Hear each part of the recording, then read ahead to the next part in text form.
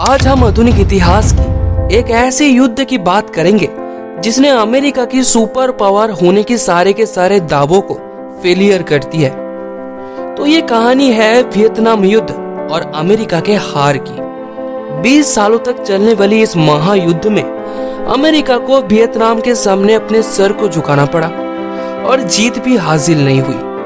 1950 में शुरू हुआ ये जंग 1975 में जाकर खत्म हुआ। तो आइए इतिहास में पीछे चलते हैं और जान लेते हैं इस महायुद्ध के बारे में। The back story of Vietnam war. तो इस कहानी की शुरुआत होती है 1887 में, जब वियतनाम में फ्रांस ने कब्जा कर लिया और अपनी फ्रेंच कॉलोनी बना दी।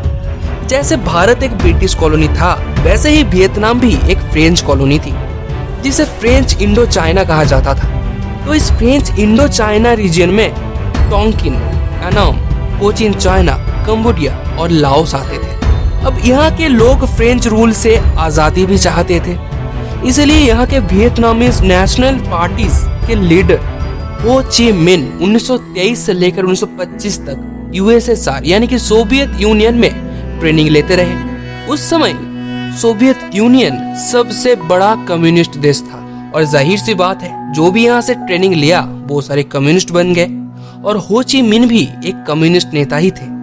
1930 में उन्होंने इंडो चाइना कम्युनिस्ट पार्टी का गठन किया।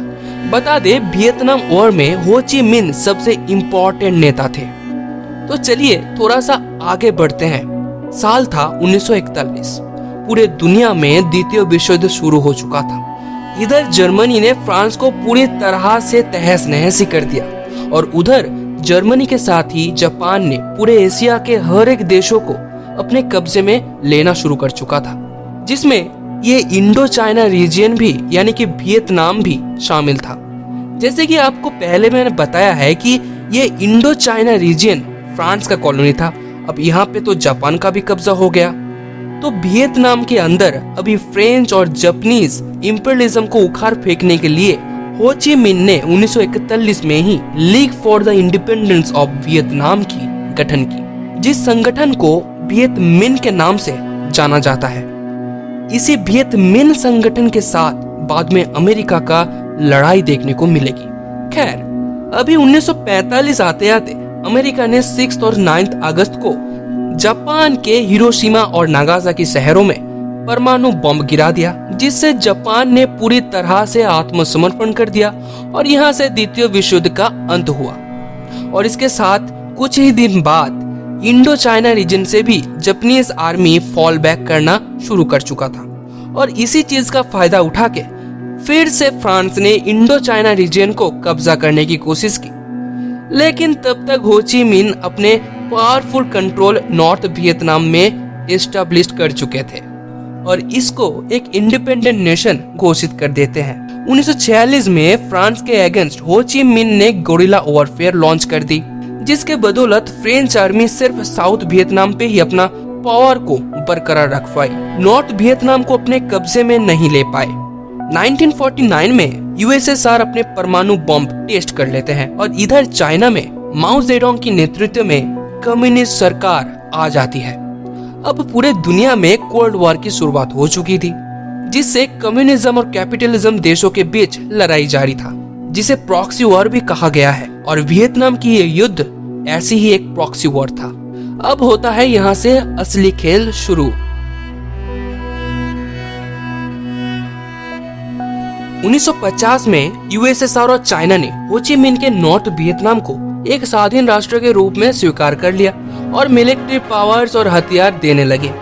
इस नॉर्थ वियतनाम का राजधानी हुआ हैनोई शहर और इधर फ्रेंच इंडो चीन में फ्रांस के अंडर में बाओ डाई की एक सरकार बनाई गई, जिसका राजधानी हुआ साइगोन शहर।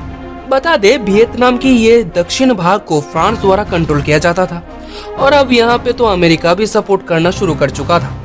अमेरिका कम्युनिज्म देशों के खिलाफ अपना सपोर्ट दिखा रहा था, यानी जहाँ कम्युनिज्म का उदय हुआ वहाँ अमेरिका जा पहुंचा और कम्युनिज्म को उखाड़ फेंकने की कोशिश की।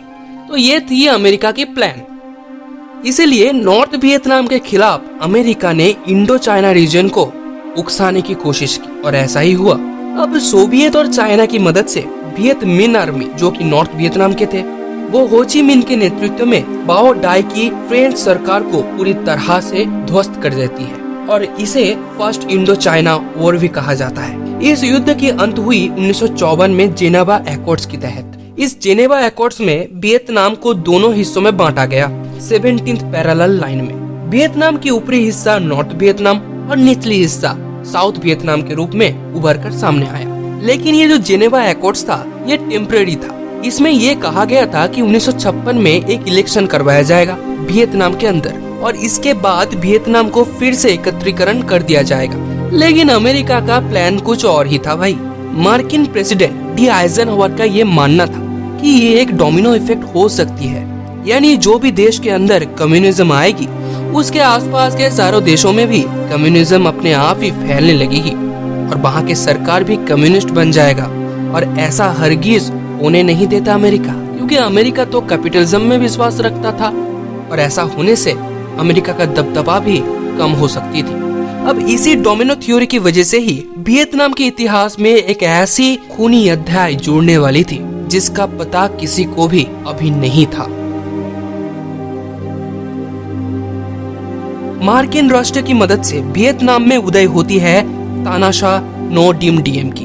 1955 में अमेरिका की मदद से Ngo Dinh Diem South Vietnam के सत्ता में आते हैं। अमेरिका और सोवियत की शीतल लड़ाई तब एक्सट्रीम लेवल पे चल रहा था। एक दूसरे की मित्र देशों को समर्थन करने की और मित्र पक्ष की शत्रुओं को विनाश करने की नीति बन चुकी थी इन दोनों देशों में। सोवियत द्वारा इधर हो ची मिन के नॉर्थ वियतनाम को मदद भेजा जा रहा था और उधर अमेरिका द्वारा डीएम सरकार के साउथ वियतनाम को युद्ध हथियार मिल रही थी। लेकिन डिन डीएम दक्षिण वियतनाम के लोगों में उतना पॉपुलर नहीं हो पाए क्योंकि इनका अत्याचार की लेवल बहुत ही ज्यादा बढ़ चुका था। ये अपने ही देशों के लोगों के ऊपर अत्याचार कर रहे थे। दक्षिण वियतनाम में ज्यादातर आबादी बुद्धिस्ट थे और यहाँ के प्रेसिडेंट डीएम तो जाहिर सी बात है जो भी सरकार के खिलाफ जाता उसको मार दिया जाता। 1960 में डीएम सरकार के विरुद्ध नेशनल लिबरेशन फ्रंट की गठन होती है जिसे वियतकॉम कहा जाता था। बुद्धिस्ट लोगों के ऊपर अत्याचार के कारण डीएम सरकार के ऊपर सभी के सभी गुस्से में थे। बुद्धिस्ट मॉन्क इतनी दुविधा में थे कि वो अपने बात सरकार के सामने रखने के लिए भीख भी मांग रहे थे। 1963 में 11 जून को बुद्धिस्ट मॉन्क्स द्वारा साइगोन शहर में एक रैली निकाली जाती है। अचानक उस रैली में टी क्वांग डोक नाम के एक बुद्धिस्ट मॉन्क ने खुद के ऊपर पेट्रोल डाल के खुद को आग जला लिया। एक भी चीख उनके मुंह से नहीं निकली। ये घटना पूरे देश के सरकार को हिला के रख दिया। इस घटना की तस्वीरें पूरे विश्व की देश में खासकर अमेरिका को और उसके कैपिटलिस्ट विचारधाराओं को एक जोरदार तमाचा दे रही थी। अब अमेरिका इस अपमान से बचने के लिए 1963 में ही नवंबर के महीने में साउथ वियतनाम के डिन डीएम सरकार को सत्ता से हटा देती है और डिन डीएम की हत्या कर दी जाती है और उसके ठीक कुछ ही दिन बाद ही अमेरिकी प्रेसिडेंट जॉन एफ कैनेडी की भी हत्या हो जाती है। अब इसके बाद लिंडन बी जॉनसन नेक्स्ट अमेरिकी प्रेसिडेंट बन जाते हैं। अब इसी चीज के चलते अमेरिका वियतनाम में अभी ज्यादा मिलिट्री सेना भेजते रहे। इस दौरान टोंकिन सागर में अमेरिकन मिलिट्री जहाजों को वियत मिन आर्मी द्वारा अटैक किया जाता है। यह घटना गल्फ ऑफ टोंकिन के नाम से जाना जाता है। वैसे इस घटना में कितनी सच्चाई है ये तो अमेरिका खुद ही जानता है, क्योंकि किसी भी तरह से अमेरिका इस युद्ध में घुसना चाहता था और नॉर्थ वियतनाम की सत्ता को हटाना उनका एकमात्र लक्ष्य था। इसलिए अमेरिकी सरकार लिंडन बी जॉनसन ने 1965 में वियतनाम में अपनी सेना भेजना शुरू कर चुका था। ऑपरेशन रोलिंग थंडर के तहत अमेरिकी वायुसेना धड़ाधड़ बमबारी करता गया वियतनाम के ऊपर, खासकर नॉर्थ वियतनाम में। ये बमबारी इतनी ज्यादा थी कि द्वितीय विश्व युद्ध में जितनी बम गिराई गई थी पूरे यूरोप में उससे कहीं ज्यादा वियतनाम के ऊपर अकेले बम बरसाए गए।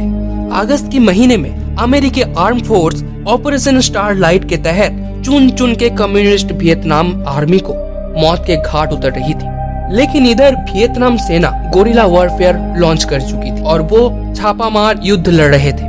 वियतनाम में ज्यादातर जंगली इलाका है और इसीलिए वियतमिन सेना छुप छुप के अमेरिका के ऊपर वार कर रही थी। पूरे जंगल के इलाके में ऐसी खतरनाक लड़ाई कभी नहीं देखा था अमेरिकी सेना। इसीलिए अमेरिका एयरफोर्स पूरे जंगलों में एजेंट ऑरेंज नामक एक केमिकल पदार्थ की छिड़काव करते हैं, जिससे जंगलों की सारी पेड़ों की पत्ते झड़ गई थी, जिससे अमेरिकी एयरफोर्स पूरे क्लियर व्यू पा रहा था ऊपर से कि कहां-कहां ओपोनेंट छुप के बैठा है।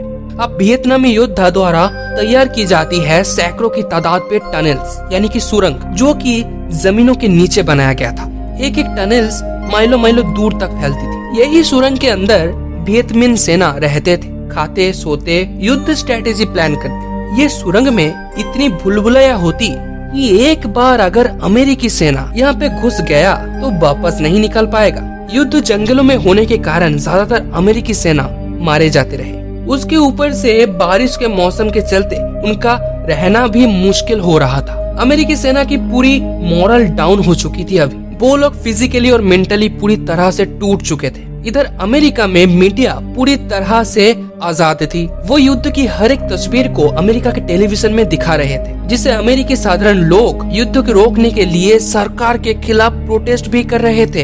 बता दें, यहाँ पे अमेरिकी मीडिया ऐसी ऐसी तस्वीरें टेलीविजन में दिखा रही थी जो ये साफ जाहिर कर रही थी कि अमेरिका वियतनाम और वहाँ के लोगों की किस तरह से हत्या कर रही है। लेकिन ये तो सिर्फ आग थी, इसमें घी डालने का काम किया पेंटागन रिपोर्ट ने। इसमें साफ जाहिर हो गया कि युद्ध के पीछे अमेरिकी सरकार का षड्यंत्र और युद्ध को किस तरह से अमेरिकी सरकार अंजाम दे रही है। और इसके अलावा और भी कई सारी बातें जो सरकार के लिए आपत्तिजनक साबित हुई, जिसके कारण अमेरिकी पब्लिक गुस्से से आग बबूला होके सरकार के खिलाफ जा रहे थे। 1968 के 31 जनवरी टेट ऑफेंसिव आक्रमण करे उत्तरी वियतनाम के आर्मी ने। यह आक्रमण दक्षिण वियतनाम के शहरों को कब्जा करने के लिए किया गया था।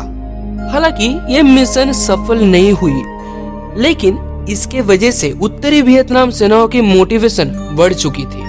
अब अमेरिकी सेना अपना पूरा पावर्स इस्तेमाल करके वियतनाम में पब्लिक जेनोसाइड करने शुरू कर चुके थे। गांव-गांव में नेपाम केमिकल छेड़कर आग लगा दे रहे थे, जिससे कहीं बच्चे बूढ़े की जानें भी चली गई। घरों के अंदर घुस-घुस के आम नागरिकों को गोलियों से भून डाल रहे थे अमेरिकी। मार्च के महीने आते आते ये हत्याकांड पूरी तरह से फैल चुकी थी पूरे वियतनाम में। इसे माय लाय मैसेकर भी कहा जाता है। इस हत्याकांड की घटना के वजह से अमेरिकी सरकार अब खतरे में आ चुकी थी। लगभग 2.5 लाख के करीब अमेरिकी पब्लिक द्वारा वाशिंगटन डीसी में व्हाइट हाउस के सामने, जो कि प्रेसिडेंट हाउस है, उसके सामने आक्रोश जता रहे थे, प्रोटेस्ट कर रहे थे। इस घटना के बाद अमेरिकी सरकार वियतनामाइजेशन नामक एक स्ट्रेटेजी के द्वारा वियतनाम से अमेरिकी सेना वापस बुला रहे थे। 1969 में 5 लाख प्लस अमेरिकी सेना से 1972 में आते आते सेनाओं की संख्या 69,000 से घट जाती है। धीरे धीरे वियतनाम खाली कर रहे थे अमेरिकी सेना। 1973 में 27 जनवरी को पेरिस में शांति समझौते होती है उत्तरी वियतनाम और अमेरिका के बीच। इसके बाद अमेरिका पूरी तरह से वियतनाम से अपनी पूरी सेनाओं को बुला लेता है और अपनी हालत में वियतनाम को छोड़ देता है। अब इस मौके का फायदा उठा के उत्तरी वियतनाम दक्षिण वियतनाम को कब्जे में ले लेता है और इस तरह से 1975 में जाके दक्षिण और उत्तरी वियतनाम यूनिफाइड हो जाती है।